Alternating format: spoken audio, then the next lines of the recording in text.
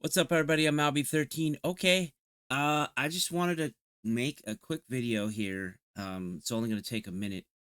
Basically, I've already taken my object. It took 3 minutes to turn this into 3D. So I started with, can I actually show this? See if I can add the image really quickly. Sorry, I need to add this image. I don't think this is going to be too bad here on the wait. I just have input image. So here it is, okay? So you can see this is my original image that I created with AI based on my specs, right? I wanted this kind of like Game Boy like video game product, okay? And it's pretty rough. It's got a lot of hard to interpret stuff on it. So, but I was curious to put this to the test. So I went ahead and did that. And I just put this image just like this into it. It's not a perfect background. I think that there's some idea of the depth, but it's a little difficult, even because it has a reflection. So this is far from ideal, but I just wanted to throw it in and see. I figured it'd do all right, and I think it did all right, and probably did better than all right. So here it is. So the image comes out like this after 3 minutes. Then we click on that. Whoops, don't need to do that because I can just go right here. So here's the actual 3D object, okay? And so it's not just the mesh of the object. It actually has a little lighting reflection in there on the texture of the object, but of the buttons there are kind of plasticky.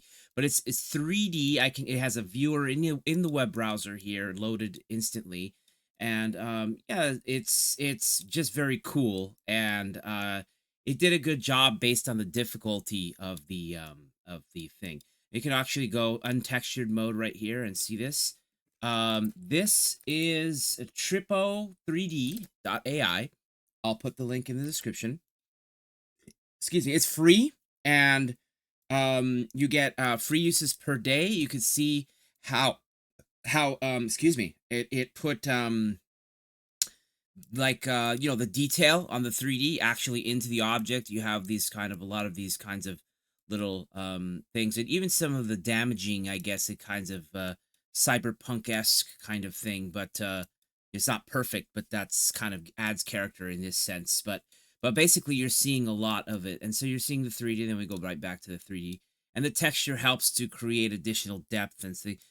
So this is kind of like a game object class or tier of object, where if this was sitting in a basic video game, you'd be like, oh yeah, there's a thing, and this world is populated, it has things in it. And this took no designer to make an object. This took no, I mean, it's fully created from an idea, really, actually. So quite impressive where we are. In terms of prototyping, in terms of a concept product, in terms of something that you can bring. So I think it's rather impressive, the concept of creating an object, but also it's rather impressive specifically taking our image and bringing it in one shot, which we call, it zero shotted this, and then yeah. Anyway, sorry. That's it. Thanks. Like, dislike, comment.